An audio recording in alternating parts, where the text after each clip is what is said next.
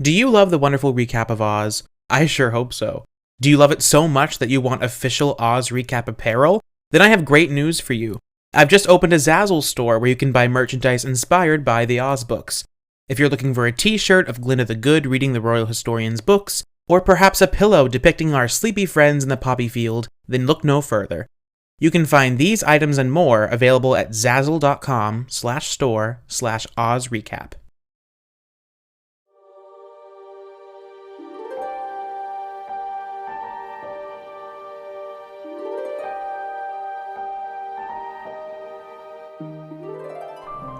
Hello everyone, and welcome to the wonderful recap of Oz. My name is Justin Peavy, and I will be reading through L. Frank Baum's novels and diving into a few of the countless film, television, stage, and literary adaptations taking place in the magical land of Oz.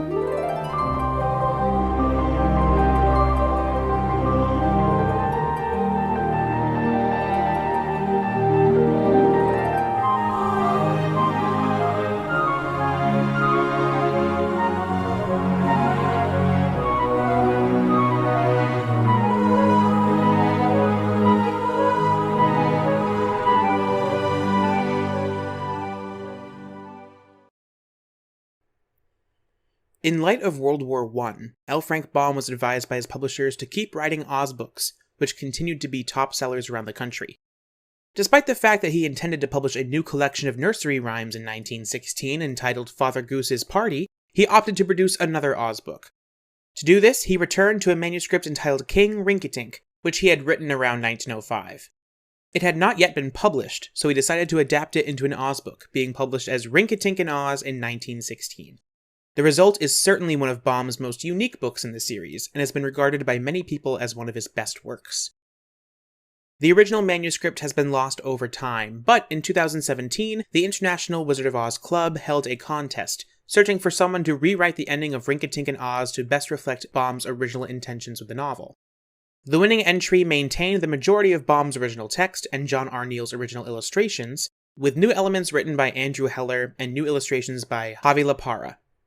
It was ultimately published by the Oz Club and the Royal Publisher of Oz later that year, and is available on the Oz Club website. To help you follow along with this story, you may want to break out your copy of the map of Oz and its surrounding countries. The characters travel to lots of different places in this book, so it may be helpful. They have quite some exciting adventures, so let me tell you all about the story of Rinkitink in Oz. To the west of the land of Oz, beyond the deadly desert and the land of Ev, lies the kingdom of Rinkitink. It's along the coast of the Nonestic Ocean, and a 4 days' journey by boat to the north of Rinkitink is the island of Pingaree, where our journey begins. In Pingaree, you will find the largest and finest pearls in the entire world.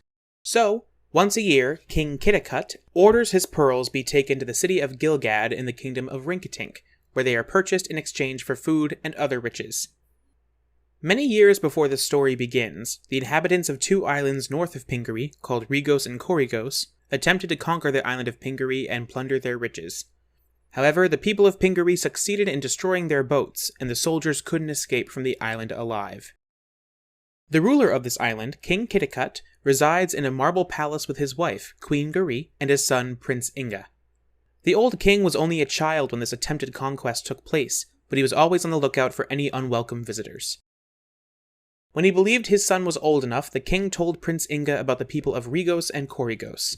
He reveals the island of Pingaree harbors 3 magic talismans which protected them all those years ago.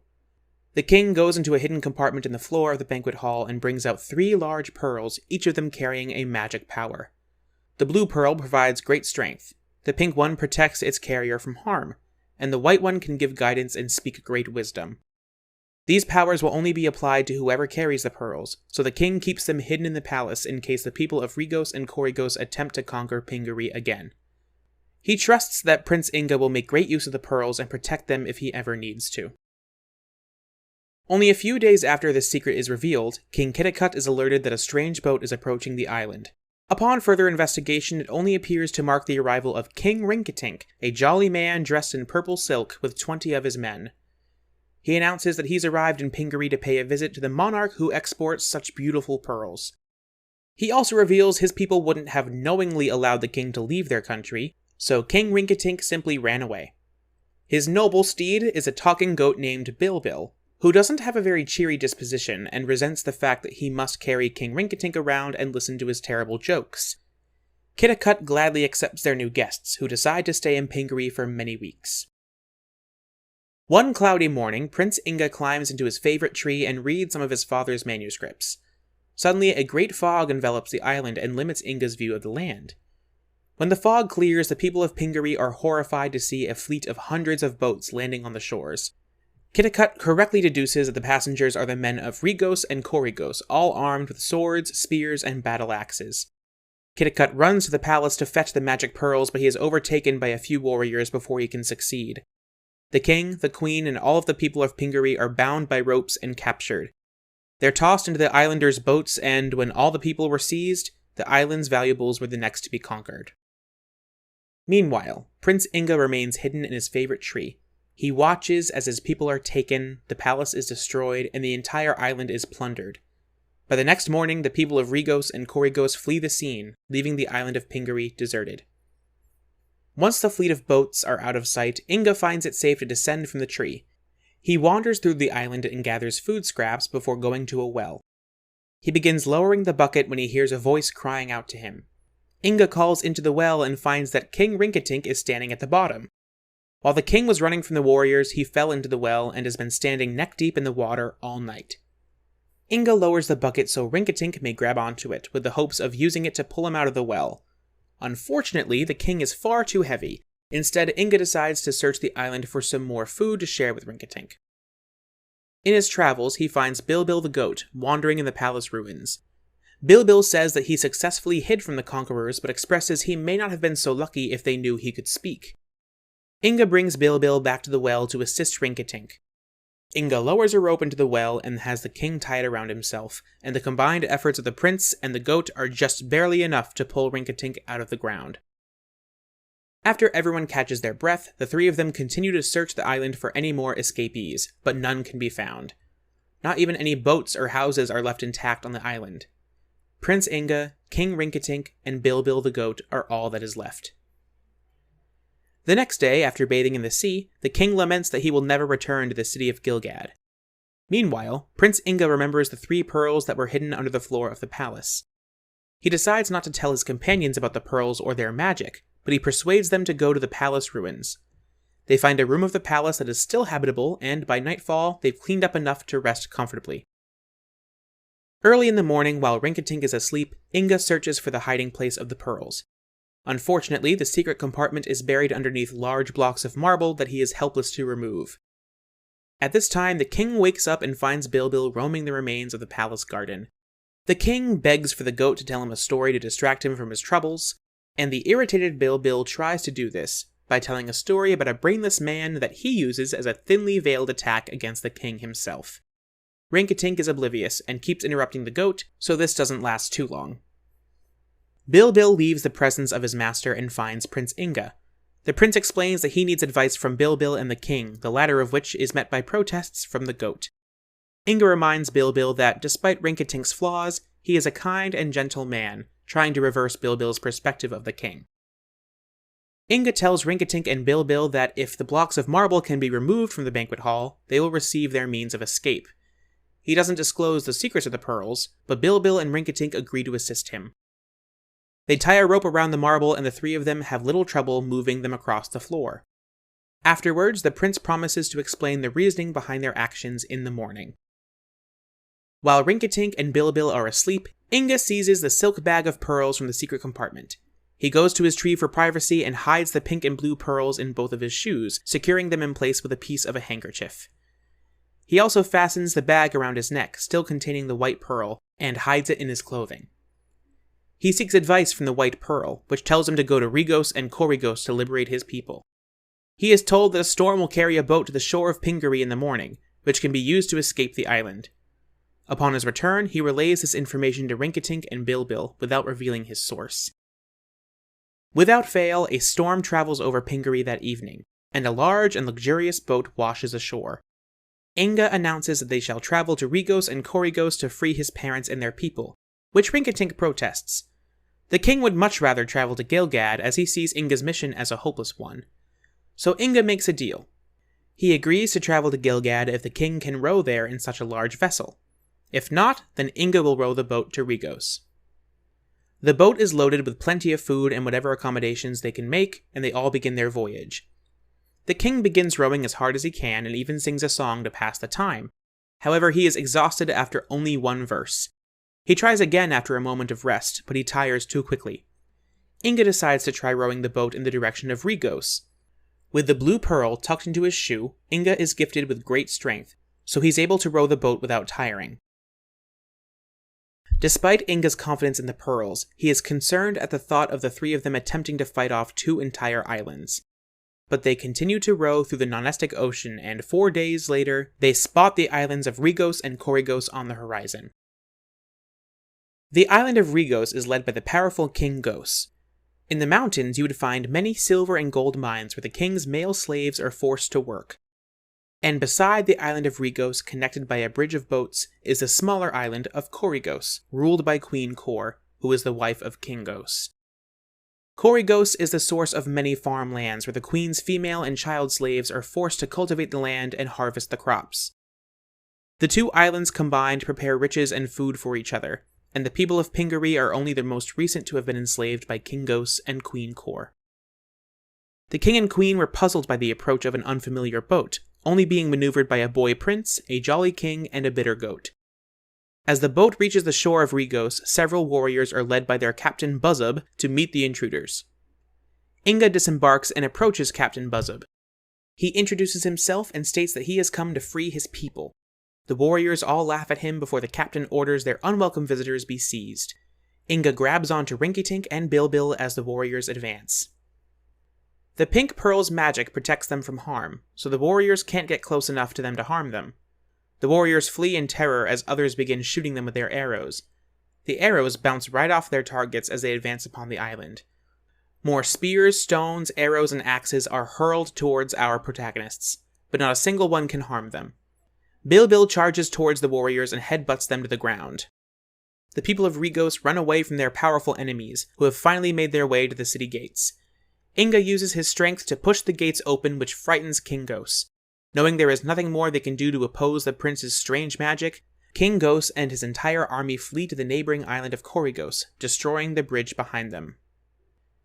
The slaves of Regos that are left behind bow down to their new masters.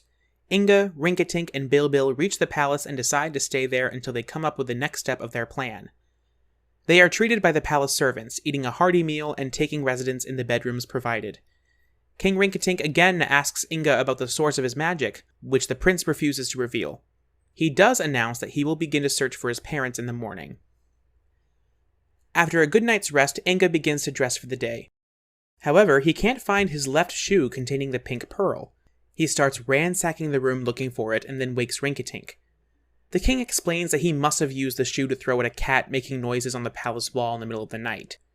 Inga describes the power that has been concealed within that shoe has now gone away from them.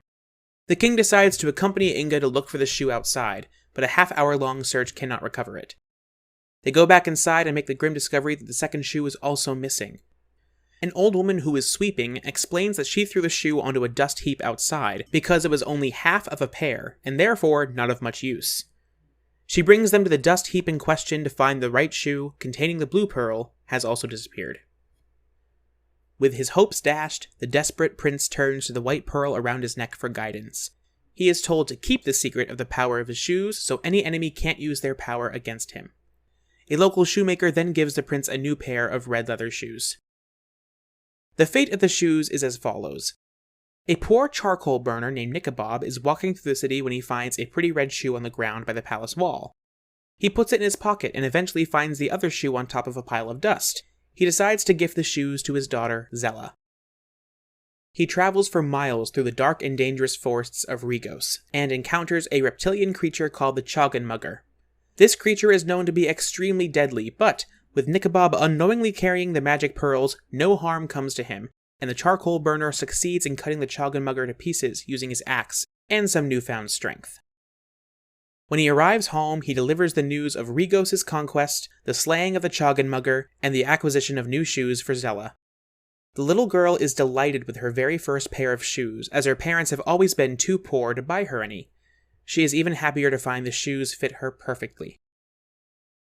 Later in the day, Zella helps her mother out with chores. She goes to collect honey from a nearby tree, but the mother yells in horror to find a swarm of bees heading straight for Zella. The girl is frightened, but surprised to find that the bees can't sting her. So she ladles out all of the honey and goes back to her cabin unharmed. This proves to be extremely helpful as they collect even more honey from the woods. The honey they gather is to be carried to Queen Core, which Zella does once every year in exchange for riches for her family. Meanwhile, on the island of Coregos, Queen Core is not thrilled to be sharing her land with her husband or his troops. She orders King Ghost to return to Regos and fight their enemies, which he is too cowardly to do. She elects to use her own cunning to capture Prince Inga, King Rinkitink, and Bilbil the goat. It takes her several days to formulate a plan, thinking over how to possibly overcome the magic powers which she was unaware had been taken from the prince. One morning, Queen Core sails to Regos with 4 men, where they find Prince Inga playing checkers with King Rinkitink. She tells the prince that she wishes to become his friend, who responds saying that his only reason for coming to Regos at all is to free his people. She invites him to her palace where they can discuss the idea further, but Inga refuses. Just then, she grabs him and the 4 men tie and bind the prince and King Rinkitink. Her 2 captives are tossed into the boat she traveled on and they return to Coregos. The island celebrates the imprisonment of their conquerors while Inga consults with the White Pearl. Despite having lost his means of strength and protection and becoming enslaved by Queen Core, the Pearl reveals that there is a change for the better on its way, so Inga and Rinkitink must remain patient and brave.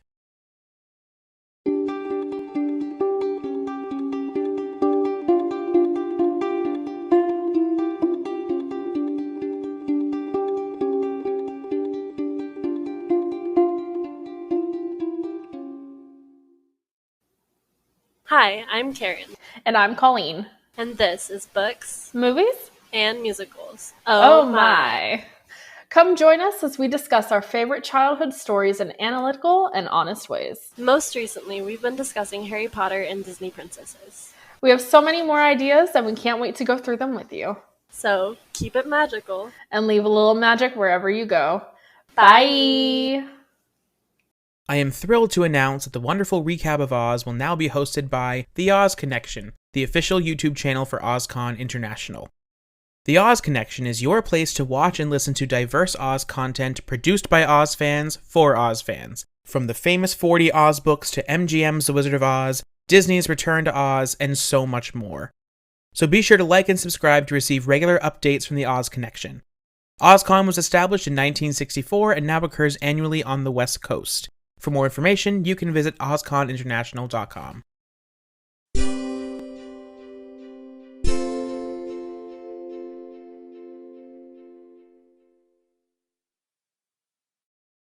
Zella sets out on her journey to bring her 2 pails of honey to Queen Core, traveling through the dangerous forest to do so.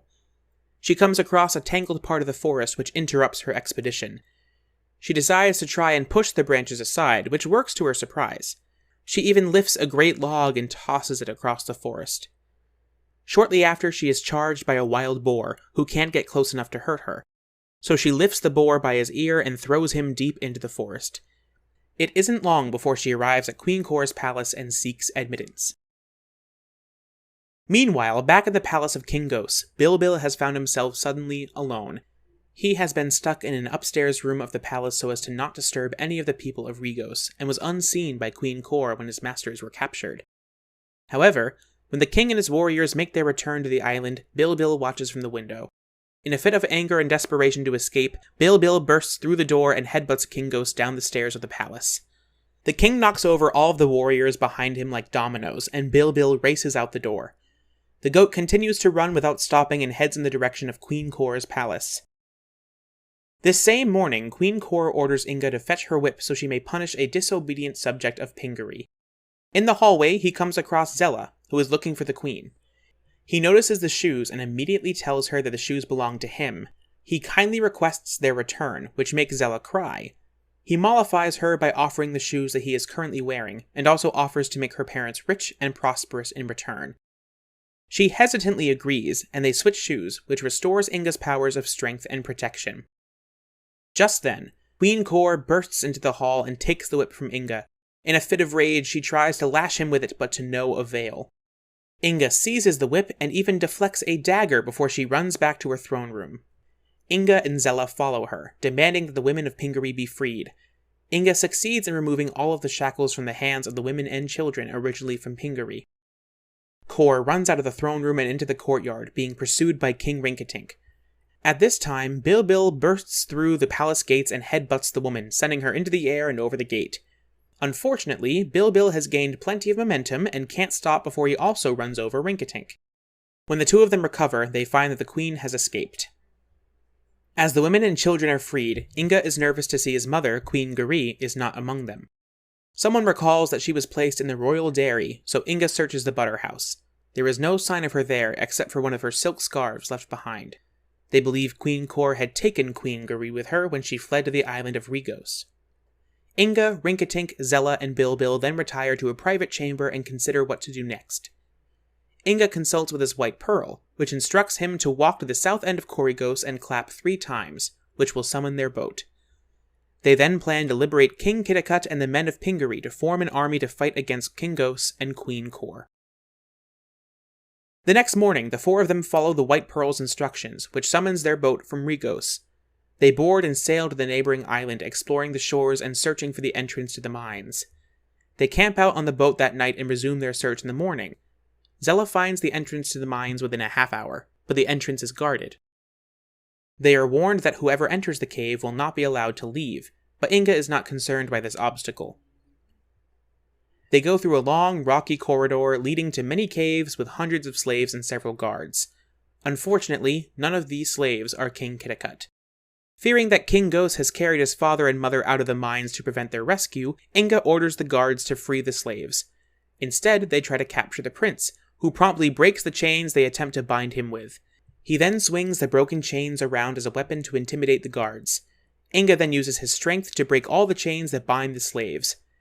He forms companies out of the freed people of Pingaree and they plan to march to the city of Regos.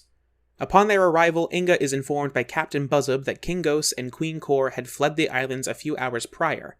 With them, they had 40 rowers and their 2 prisoners, the King and Queen of Pingaree. Before they follow the wicked King and Queen, Inga arranges for the people of Pingaree to be sent back to their home. Zella is reunited with her parents before Inga publicly addresses the people of Regos. He announces that the King and Queen have fled, and Inga is taking it upon himself to elect Nikabob as the King of the Twin Islands. Nikabob refuses this title, however, and decides to maintain a more humble and anonymous life. Inga has Captain Buzzub promise to command his warriors to be quiet and orderly as the people of Pingaree are sent back to their island on many boats with plenty of provisions, the valuables from Queen Core and King Gos palaces, and the mission of rebuilding their homes. Nikabob, his wife, and his daughter Zella also travel to Pingaree to start a new life there. Inga consults with the White Pearl as to where his parents have been taken, and they begin an 8-day journey crossing the non-estic ocean. King Gos and Queen Core's boat washes ashore in the land of the Wheelers, and they spend 2 days marching their prisoners to the Gnome Kingdom. They are brought into the cavern and become acquainted with Kaliko, the newly appointed Gnome King. King Gos and Queen Core express their desire to place their prisoners in the care of the Gnome King to ensure they can never be rescued. They lie and say that Kitticut and Garee are evil people who plundered their islands, which isn't believed by Kaliko. He does, however, ask if the prisoners have any connection to the land of Oz, as he dares not offend someone as powerful as Ozma. When he learns there is no connection, he approves Gos and Core's request. He cites his reasoning as standing with the more powerful monarchs to trample the weaker ones. His keymaster, Click, takes the prisoners to a small cavern as the King and Queen of Regos and Coregos depart from the land of Ev. That same day, Inga arrives with Bilbil and King Rinkitink. They travel to the caverns of the gnomes as King Rinkitink grows anxious about their mission. The king asks Inga if he can take possession of one of the pearls in case they get separated. Inga gives him the pink pearl with the protection spell, and the king secures it in his pocket. When they arrive at the entrance to the Gnome Kingdom, Inga summons Click and they are taken to see Kaliko. The Gnome King immediately denies Inga the opportunity to liberate his parents. For extra good measure, he even presents a small portion of his gnome army to deter Inga from going against him, just as the previous Gnome King had done to his visitors in Book 3. Inga refuses to leave until his parents are freed, so Kaliko allows them to stay in his guest chambers until tomorrow. The guests are guided to a set of 3 consecutive rooms, each of which sharing doors that lead into each other's chambers. Later that night, they explore the cave to see if they can find where King Kitticut and Queen Garee are being held. However, they are seen by Click and escorted back to their rooms. In the middle of the night, Inga is awakened by a strange sound and a sense of darkness. He tries to get into Rinkitink's room, but the door won't open. He also gets the feeling that the room is spinning, but he is able to fall back asleep when the noise and rotation seems to stop. Many hours later, he wakes up and opens the door leading to Rinkitink's room. However, that door no longer leads to the king's bedroom. It now leads to a dimly lit corridor, and Inga realizes they have all been separated by Kaliko. He bravely walks through the corridor, traveling through several caverns. When he enters a dark passage, a sheet of steel drops behind him, blocking his exit. He is then shackled to an iron post by an unseen force. Since he still possesses the blue pearl, he is able to break free from the shackles and rip the steel door off of its hinges. In the previous cave now sits a giant with glowing eyes who challenges the boy to a battle of strength. Inga grabs the iron post he was previously chained to, rips it out, and uses it to strike the monster on the head. The giant falls, and his glowing eyes fade to darkness. He continues to the next cave, where he feels the floor begin to sink. He leaps to the wall and grabs onto the rocks as the cave drops into a dark abyss below him. He is able to leap from the wall back onto solid ground and into the last cave. Glowing coals and tongues of flame flicker in this cave, but there is no turning back now. Using his strength, he breaks some large rocks out of the cave walls, creates a path over the flames, and uses these rocks as stepping stones. Once he is safely on the other side of the cave, a stone moves before him, where he sees Kaliko, Rinkitink, and Bilbil waiting for him. While Inga is completing these trials, Rinkitink had been summoned by Kaliko. As soon as Rinkitink walks into the corridor, a large stone drops from the roof. It bounces above his head and lands next to him, as the king is in possession of the pink pearl. 2 more boulders descend from the ceiling, but neither of them strike Rinkitink. When he rejoins Click, they are in the presence of Kaliko, so Rinkitink naively informs him of the hazards in the caves. Kaliko then offers to show the king a curious golden thread. As soon as Rinkitink touches it, the thread unravels and coils around the king's body like a net. However, the net falls apart shortly after. Kaliko presses a button and opens a trapdoor underneath Rinkitink, and in true Looney Tunes fashion, the king hovers above this open space and steps back onto solid ground. Bilbil is then fetched by Click. Rinkitink immediately sits upon the goat to protect him with the pink pearl as well.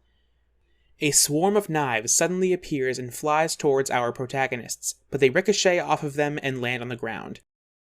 It's shortly after this that Kaliko guides Rinkitink and Bilbil to the 3 trick caverns, and they're shocked to find that Inga has survived all of the Gnome King's trials. Kaliko admits they cannot be harmed due to some sort of magic, but he still refuses to hand over his prisoners. Shortly after this, Click rushes in and announces the approach of Princess Dorothy of Oz and the Wizard of Oz.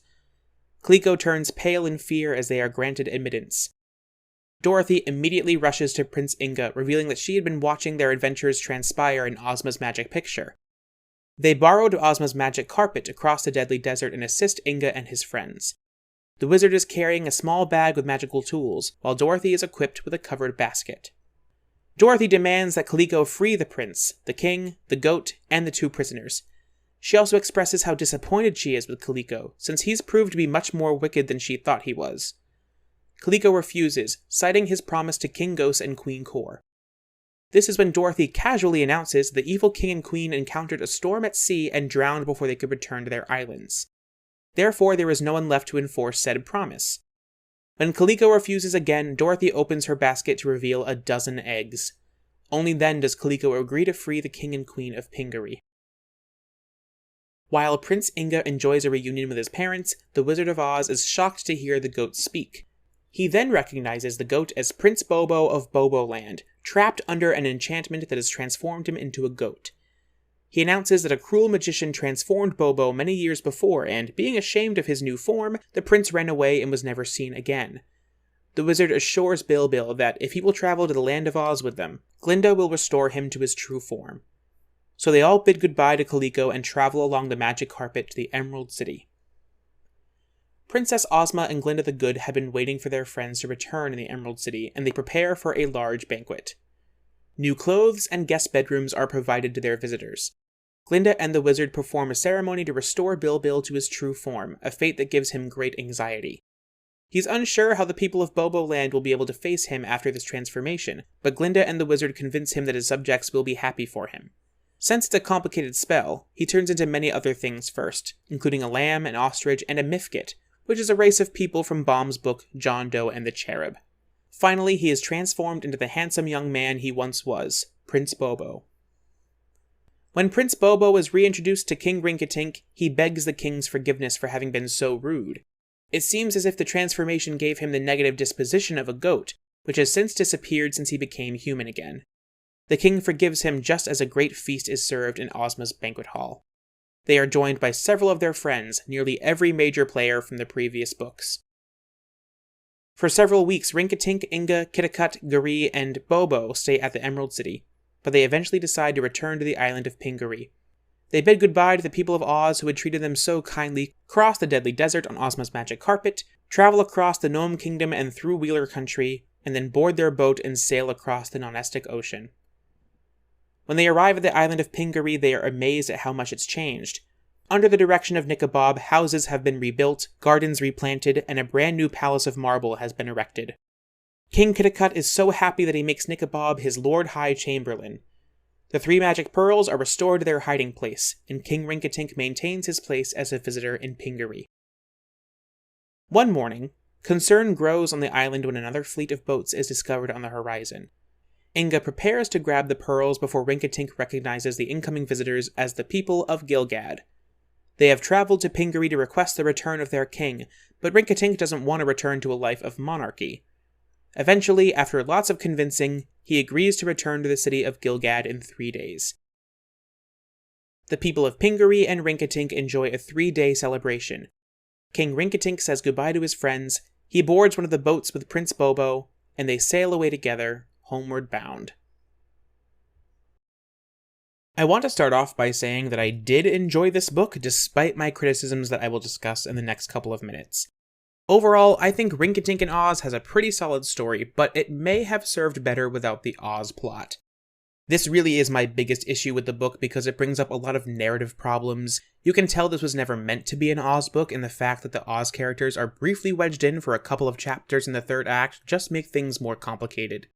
It's also a little frustrating to have followed Prince Inga, King Rinkitink, and Bilbil for the entirety of the story, only to have the conflict be resolved by characters from previous books that have no involvement with the plot. That was a letdown. I think it could have been a lot better in my eyes if it just limited its connection to the Oz stories with the presence of the Gnome King. Speaking of which, did anyone else notice that the last quarter of this book just follows the plot of Ozma of Oz? Prisoners are brought to the Gnome King, and before they can be liberated, our protagonists have to go through several tests, which they surprisingly pass before the Gnome King is scared off by a bunch of eggs. Also, I liked Kaliko at the end of Book 8, but now he's manipulative and stubborn and selfish like the Gnome King before him. I know the gnomes are supposed to be mischievous by nature, but come on, it just feels like a reversal of his character development in TikTok of Oz. My favorite part of this book was absolutely the very end, when they return to Pingaree and they have sentimental reunions and bittersweet departures. It just seemed very genuine and a total 180 from the visit to the Emerald City in the previous chapters.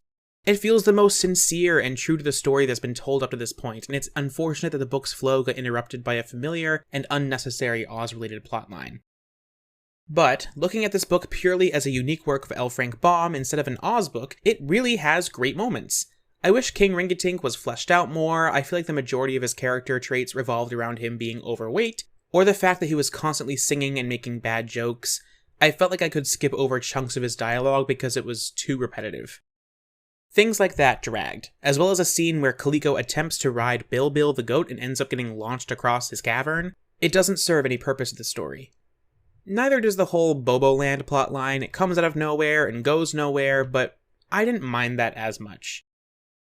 And then things got further complicated by the excess of kings, queens, and princes. Sometimes it was confusing to figure out what country or what monarch they were talking about. And one lingering question I have regards the White Pearl. Does it hold other magical powers on top of being able to give advice? It seems to have a greater power that can summon other things to happen, like making Inga's boat travel by itself from Regos to Coregos. I wonder if these pearls are more powerful than one may think. Aside from these criticisms, the majority of this book was well written and I enjoyed it a lot. There were some excellent pieces of writing included as well, and I'd like to take this opportunity to share them with you. Never question the truth of what you fail to understand, for the world is filled with wonders. Said by the White Pearl. The wise and fearless are sure to win success. Said by the White Pearl. Those who do the least often shout the loudest and so get the most glory. Said by King Rinkitink. The beauty of life is its sudden changes. No one knows what is going to happen next, and so we are constantly being surprised and entertained. The many ups and downs should not discourage us, for if we are down, we know that a change is coming and we will go up again, while those who are up are almost certain to go down. Said by King Rinkitink. The sentiment far excels the poetry. Said by Prince Bobo. Thank you again for listening in. If you have any interest in supporting the podcast, you can visit anchor.fm/OzRecap. I hope to create some video companions to some of these episodes in the future, and becoming a supporter would help me better create content for my fellow Oz fans. If you are interested in reading the Oz series along with me, all of Baum's novels are in the public domain and available online for free. They're easy to read, and the illustrations alone are so interesting to behold. You are now all members of my Oz book club. Sorry, I don't make the rules. Well, that's all I've got. Be sure to follow me on Twitter at OzRecap for updates and more Oz content. Until next time, I'm Justin, and this has been the wonderful recap of Oz.